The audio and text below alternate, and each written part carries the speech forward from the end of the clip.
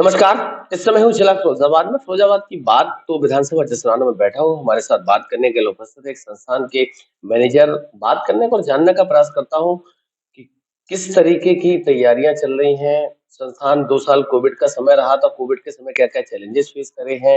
Education का जो gap हुआ था संस्थान ने उसको कैसे रिकवर करा है। सरकार का सहयोग कैसा रहा है। पेशे से वकील भी हैं, पीएचडी होल्डर भी हैं, राजनीति भी करते हैं। तो बहुत सारे मुद्दों पे हमारे साथ बात करने के लिए उपस्थित हैं डॉक्टर पुष्पेंद्र यादव जी। सर सबसे पहले तो आपका स्वागत धन्यवाद। है। सर सबसे पहला सवाल संस्थान से शुरू करते हैं। संस्थान की स्थापना कब हुई थी? देखिए, इससे पहले मैं डिग्री कॉलेज चलाता था। तो कोविड के समय जितने भी आपके जनपद के और या मंडल के डिग्री कॉलेज थे, सब ध्वस्त हो चुके थे। और ध्वस्त होने में एक कारण जो प्राइवेट यूनिवर्सिटीज हैं, वो भी हैं, क्योंकि प्राइवेट यूनिवर्सिटी में नकल होती है।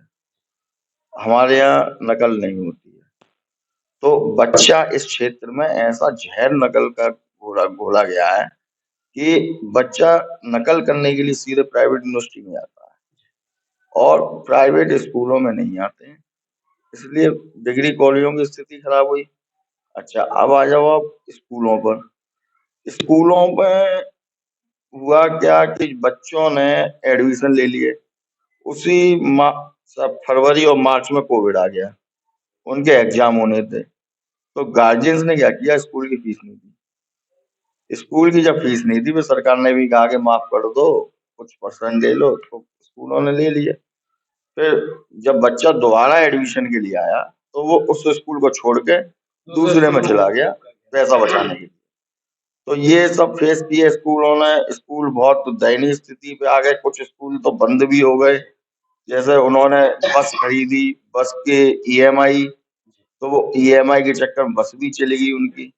तो ये सब समस्याएं आई। फिर धीमे धीमे अब ये स्कूलों की स्थिति सुधर रही है। सरकार का क्या सहयोग रहा था कोविड? सरकार का कोई सहयोग नहीं रहा आर्थिक रूप से, और सरकार ने ना कोई मदद करी स्कूलों की। चाहती तो क्या कर सकती? चाहती तो ये कर सकती थी, जो एक अमाउंट निर्धारित करके जितने बच्चे थे उनका अमाउंट स्कूल के खाते में दे सकते थे। मानव जीवन में शिक्षा को कितना महत्वपूर्ण मानते मानव जीवन में शिक्षा सर्वोपरि है, और बिना शिक्षा के कोई मतलब नहीं है। और आप देख ही रहे हो कि चाहे खेती करनी है, उसमें भी शिक्षित होना आवश्यक है। आपको कहीं किसी भी प्लेटफॉर्म पर, जैसे आप किसी खेल में जाना चाह रहे हो, उसमें भी शिक्षा बहुत महत्वपूर्ण है। नौकरी करने के लिए तो शिक्षा है ही, सरकारी या प्राइवेट सेक्टर में जाना है तो शिक्षा तो इम्पोर्टेंट है ही। संस्थान की अगर बात करूं, एक चूंकि आप शिक्षक हैं और बहुत लंबा अनुभव भी हो गया आपका इस लाइन में। हिंदुस्तान पे पश्चिमी सभ्यता वेस्टर्न कल्चर हावी हो रहा धीरे धीरे। बच्चे अपनी मूल संस्कृति भारतीय संस्कृति से दूर जा रहे हैं। संस्थान क्या प्रयास करेगा आने वाले समय में संस्कृति को बचाने? देखिए, वो जो आप पाश्चात्य संस्कृति की बात कर रहे हो, वो अभी मेट्रोपॉलिटन सिटी हैं जितने, वहां पर पाश्चात्य संस्कृति हावी हो रही है।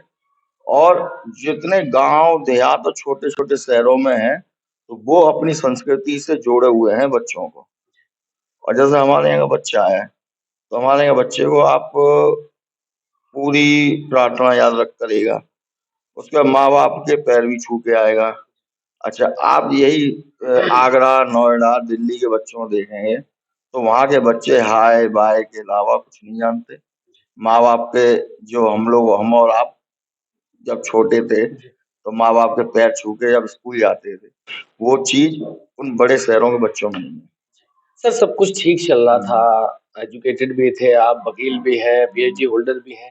राजनीति में कदम क्यों रखा, ये जहन में ख्याल कैसे आया? देखिए, राजनीति में नहीं हूं मैं इस समय भारतीय किसान यूनियन अराजनैतिक का जिलाध्यक्ष हूँ। और वो संगठन अराजनैतिक है। सिर्फ हम किसानों, गरीब मजदूर की आवाज को बुलंद करने के लिए इस किसान यूनियन में आए हैं। राजनीति से मेरा कोई मतलब नहीं है। ये आप है। यूनियन के जिलाध्यक्ष हैं, जब किसानों की बात आती है, सब सरकारें जी। आती हैं और चली जाती हैं, किसानों की स्थिति नहीं बदलती है। चाहे 2014 की सरकार की बात करें या फिर 2009 वाली सरकार की बात करें, किसानों को सिर्फ़ और सिर्फ़ वादे दिए जाते हैं। आय दोगुनी करने का वादा करके सरकारें सत्ता में आ जाती हैं, स्थिति नहीं बदलती। देखिए, एमएसपी के मामला अभी देखा ही होगा आपने, धरना चला था, टिकरी बॉर्डर पर चला और फिर गाजीपुर देश बॉर्डर का पर। सबसे लंबा आंदोलन 13 सबसे महीने लंबा चला था, हाँ, साढ़े 700 से ज़्यादा किसान। अच्छा 750 किसान शहीद हुए थे, वो सबको पता है। शहीदों के लिए सरकार ने कुछ नहीं किया। ठीक, एमएसपी का एक झुंझुना दे दिया कि हाँ हम लागू करेंगे। बहुत सी फसलें ऐसी हैं उस पर एमएसपी लागू नहीं है। एमएसपी लागू है तो बहुत कम रेट पे लागू करिए। जैसे मान लो आप 1800 रुपए गेहूं पर लागू करिए, हम चाहते हैं कि गेहूं पर 2400 रुपए हो। ठीक, अच्छा अब आ जाओ गन्ने पे। गन्ने का उत्तर प्रदेश सरकार ने 25 सितंबर को भारतीय किसान यूनियन राजनीतिक का एक महापंचायत हुई थी लखनऊ में। उत्तर प्रदेश सरकार ने कहा था कि अभी गन्ने का जो मूल एमएसपी है वो 350 के लगभग है।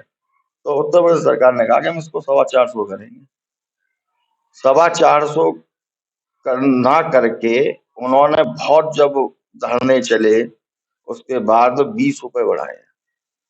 जब 20 रुपए गन्ना जाएगा, 20 रुपए महंगा, तो किसान को सहूलियत अगर मिलेगी। इस सरकार ने इतना सब करने के बाद अगर पहले की सरकारों की बात करें तो मायावती की सरकार थी तो 80 रुपए गन्ना गन्ना किसानों की बढ़ोतरी हुई थी।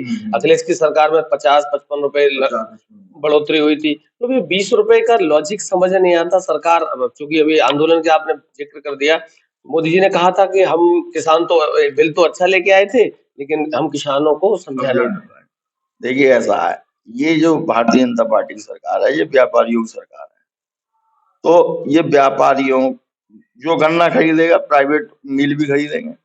तो अधिकतर मिल जो है वो सरकारी नहीं है उत्तर प्रदेश के अंदर। उत्तर प्रदेश के अंदर चुनिंदा मिल है जो सरकारी है, बाकी जितनी मिल है वो सब प्राइवेट है। सिर्फ प्राइवेट मिल वालों को फायदा पहुंचाने के लिए ये 20 रुपए बढ़ाए गए, और सरकार चाहती तो यहाँ पर कम से कम 50 से 60 रुपए बढ़ा सकती थी, जो नहीं बढ़ाया। किसान संगठनों की अगर बात करें तो ऐलान कर दिया राकेश टिकैत ने कि 13 तारीख को फिर हम सब दिल्ली आ रहे हैं। तो इस बार क्या फिर अब इस चुनाव आ गया, अब लोग चुनाव के समय जागते हैं और जब चुनाव नजदीक आता है तो फिर वापस चले आते हैं। ये सब चल क्या रहा है? देखिए सरकार से मिली भगत तो नहीं चल रही। ऐसा है, हमारा संगठन है भारतीय किसान यूनियन राजनीतिक, जिसके राष्ट्रीय अध्यक्ष हैं राजेश सिंह चौहान। जो चौहान साहब निर्देशित करेंगे तो उसी हिसाब से हम लोग काम करेंगे। यदि वो ये कहेंगे कि आ जाओ धरना है, आंदोलन करना है, तो आंदोलन होगा। और हो सकता है कि 20 फरवरी के लगभग लखनऊ में घेराव होगा हमारा, और लखनऊ घेरेंगे गन्ने के लिए। चुनाव आ गया है, इस बार क्या लग रहा है, कैसा महसूस, आप क्या, आपका अनुभव क्या कह रहा है कि चूंकि सरकार ये कह रही है, वर्तमान की जो सत्तारूढ़ पार्टी कह रही है अब की बार 400 पार। देखिए ऐसा है, 400 पार तो ये तो एक जुमला है, और वो भारतीय जनता पार्टी आपको भी मालूम जुमले के सिवा कोई बात नहीं है। हाँ ये तो है कि विपक्ष यदि मजबूती से खड़ा हुआ तो अब की बार बीजेपी को दिक्कत आएगी सरकार आप कह में। रहे हो भारतीय जनता पार्टी, आप जानते हो जुमला है, राम मंदिर बनवा दिया है, नहीं हिंदू नहीं नहीं, राष्ट्र बना रहे हैं, अखंड भारत 400 हो रहा है। पार, 400 पार की बात कर रहा हूं मैं। अच्छा एक चीज बताओ, पूरे भारत में 400 सांसद लोकसभा में पहुंच जाएंगे? 403 है टोटल। 403 है, क्या 3 ही सांसद विपक्ष के रहेंगे? पॉसिबल है ये? नहीं, है? एक दौर कांग्रेस का वो भी था कि भाजपा के 2 हुआ करते थे। नहीं, तो दौर वो था जब इंदिरा गांधी जी ने 2 अपने सांसदों को हटाकर इस्तीफा दिलवाया, तो अटल जी और आडवाणी जी को दोबारा चुनाव लड़वाया था। तब एक वो भी लोकतंत्र हुआ करता था और एक आज का लोकतंत्र है, दोनों में क्या अंतर है? दोनों बहुत अंतर है। आज का जो लोकतंत्र है, लोकतंत्र क्या, आज तो छीटाकशी की राजनीति हो रही है। ऐसी राजनीति, गंदी राजनीति मैंने नहीं देखी। मैं 37 साल का हो गया, मैंने आज तक नहीं देखी। लोकतंत्र के इतिहास में पहली बार ऐसा हुआ कि किसी वर्तमान मुख्यमंत्री को ईडी ने अरेस्ट कर लिया। ये ईडी तो भैया किसी को भी अरेस्ट कर लेगी, ज्यादा बोलेंगे तो हमें ही कर लेगी। आपको भी डर लगता है? भैया ईडी से, सीबीआई से सबको डर लगता है। जितना दुरुपयोग तो ईडी आंदोलन कैसे कर पाएंगे आप लोग, अगर इतना डर लग रहा है तो फिर किसानों के हक की बात कैसे? ऐसा है भैया, ईडी और सीबीआई के लायक हम पे रुपया तो है नहीं, ना हम कोई क्रिमिनल, तो हमें गिरफ्तार करोगे? भाई कोई भरोसा नहीं है, कहाँ से कहाँ रुपया रख दें। तो यही चल रहा है इस देश में। नेताओं, जो नेता सही बात करेगा, जैसे केजरीवाल सही बात करेगा, तो भैया ईडी में फंसा दो, सबूत मिले ना मिले जेल पहुंचेंगे। बीजेपी का कोई भी सांसद कुछ भी करता रहे, वो जेल नहीं जाएगा। मतलब आपका कहने का मतलब ईडी का जीपीएस सिर्फ विपक्ष के नेताओं के लिए लगा हुआ है। बस वही है। लोकसभा चुनाव में क्या होगा? लोकसभा चुनाव में अभी समाजवादी पार्टी ने, तो आपने देखा ही होगा, प्रत्याशी कुछ सीटों पे घोषित कर दिए हैं। शायद भारतीय जनता पार्टी ने अभी तक करे नहीं है। अब जब दोनों सूरमा सामने होंगे तब मालूम पड़ेगा किसका पलड़ा भारी है। तब स्थिति साफ हो पाएगी। अभी आप अपने, आपकी जो कौम है, आप जिनका नेतृत्व करते हैं, किसानों से क्या अपील करना चाहते हैं 2024 के चुनाव? किसानों से अपील करना चाहते हैं, जो सरकार किसान हित की बात करे उसको वोट करो, और जिसने पुराने उसमें किसानों के हित में कार्य करे हैं और उद्योगपतियों के खिलाफ काम करे हैं, उसको आगे बढ़ाओ। बहुत बहुत धन्यवाद पुष्पेंद्र जी, बात करने के लिए। हमारी तरफ से आपको आने वाले आपके संगठन के लिए, लोकसभा चुनाव के लिए, आपके भविष्य के लिए बहुत बहुत बधाई, शुभकामनाएं।